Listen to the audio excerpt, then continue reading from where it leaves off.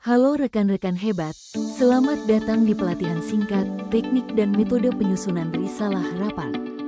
Untuk memahami sebuah risalah rapat yang baik dan benar, kita perlu mengetahui terlebih dahulu teknik dan metode penyusunannya.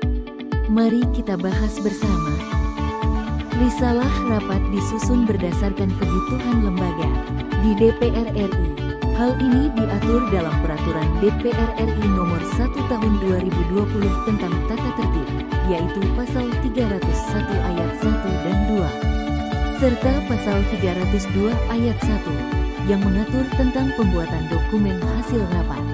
Selain itu, penyusunan risalah dilakukan sesuai dengan format, teknik, dan metode yang diatur dalam Keputusan Badan Urusan Rumah Tangga Dewan Perwakilan Rakyat Republik Indonesia Nomor 12 BURT DPR RI tahun 2011 sampai tahun 2012 tentang penetapan pedoman penyusunan naskah resmi dan surat dinas Dewan Perwakilan Rakyat Republik Indonesia.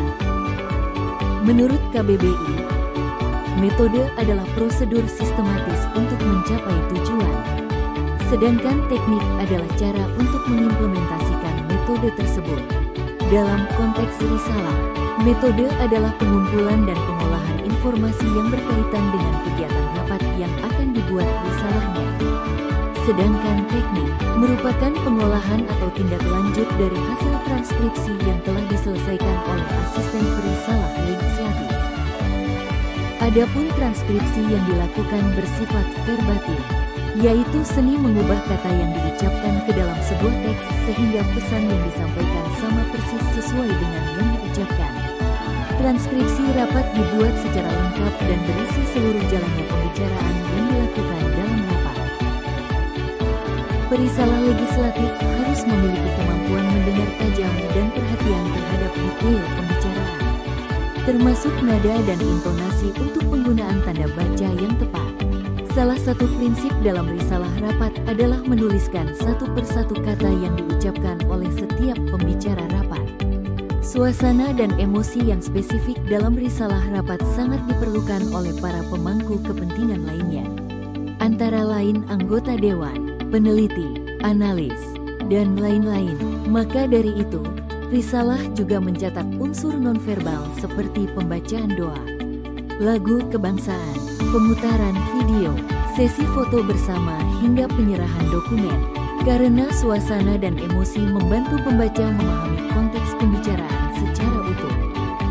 Menyusun risalah rapat dengan baik menjadi sangat penting karena diperlukan untuk 1. Sebagai bahan awal atau materi pelengkap dari proses pengambilan keputusan untuk rapat-rapat selanjutnya. 2.